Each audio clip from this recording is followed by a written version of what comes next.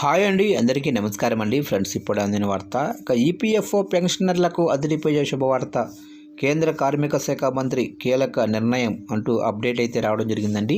అయితే ఇందుకు సంబంధించిన పూర్తి వివరాలు అయితే మన వీడియోలో తెలుసుకుందామండి. వీడియో మాత్రం పూర్తి వరకు చూడండి ఫ్రెండ్స్, అప్పుడే మనకి పూర్తి సమాచారం అయితే తెలుస్తుంది. లేట్ చేయకుండా టాపిక్లోకి వెళ్ళిపోదాము.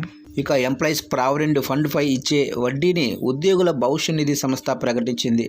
ప్రస్తుత ఆర్థిక సంవత్సరం 2025-26కి సంబంధించిన వడ్డీ రేటును 8.25%గా కొనసాగించాలని ఈపీఎఫ్ఓ నిర్ణయించింది. కేంద్ర కార్మిక శాఖ మంత్రి మన్సుఖ్ మాండవీయ నేతృత్వంలో సోమవారం జరిగిన 239వ సెంట్రల్ బోర్డ్ ఆఫ్ ట్రస్టీలు సమావేశంలో ఈ నిర్ణయం తీసుకున్నారు. వరుసగా 3 ఆర్థిక సంవత్సరంలోనూ వడ్డీ రేటును మార్చకపోవటం గమనార్హం. గత 2 ఆర్థిక సంవత్సరాలలోనూ పీఎఫ్ వడ్డీ రేటు 8.25%గానే అందించారు. ఈసారి పీఎఫ్ వడ్డీ రేటు తగ్గిస్తారనే అంచనాలు ఉన్నప్పటికీ ఎలాంటి మార్పులు చేయకుండా ఊరట కల్పించారు. 2025-26 ఆర్థిక సంవత్సరానికి గాను ప్రావిడెంట్ ఫండ్కు చెల్లించే డబ్బులకు 8.25% వడ్డీ రేటు ఇవ్వాలని సోమవారం జరిగిన సమావేశంలో సీబీటీ నిర్ణయం తీసుకుంది అని కేంద్ర ప్రభుత్వ అధికార వర్గాలు పేర్కొన్నాయి.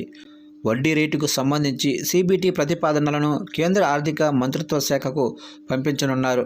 ప్రభుత్వం అధికారికంగా వడ్డీ రేటును నోటిఫై చేస్తుంది. ఆ తర్వాత ఈపీఎఫ్ చందాదారు అకౌంట్లకు వడ్డీ మొత్తం జమ చేస్తారు. ఇక ప్రస్తుతం ఎంప్లాయీస్ ప్రావిడెంట్ ఫండ్ ఆర్గనైజేషన్లో 7 కోట్ల మందికి పైగా చందాదారులు ఉన్నారు. 2022-23 ఆర్థిక సంవత్సరంలో భవిష్య నిధిపై వడ్డీ రేటు 8.15%గా నిర్ణయించారు.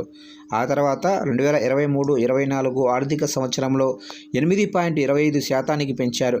ఇక అప్పటి నుంచి ఈ వడ్డీ రేటులో ఎలాంటి మార్పులు చేయలేదు. వరుసగా 3 ఆర్థిక సంవత్సరంలో పీఎఫ్ వడ్డీ 8.25%గా యథాతథంగా కొనసాగిస్తున్నారు. మరోవైపు ఇన్యాక్టివ్గా ఉన్న ఈపీఎఫ్ ఖాతాల్లోనే అన్క్లైమ్డ్ డిపాజిట్లకు సంబంధించి సెంట్రల్ బోర్డ్ ఆఫ్ ట్రస్టీల సమావేశంలో కీలక నిర్ణయం తీసుకున్నారు. తొలి దశలో 1000 కంటే తక్కువ మొత్తాలు ఉన్న 1.33 లక్షల అకౌంట్లను గుర్తించారు. అందులో ఉన్న 5.68 కోట్లను సెటిల్ చేయనున్నారు. ఆ తర్వాత 1000 పైన బ్యాలెన్స్ ఉన్న అకౌంట్లను గుర్తించి వారి బ్యాంకు ఖాతాల్లో ఆ సొమ్మును జమ చేయనున్నారు. కేంద్ర కేబినెట్ సైతం ఇటీవలే ఈ విషయంపై నిర్ణయం తీసుకున్నట్లు తెలుస్తుంది.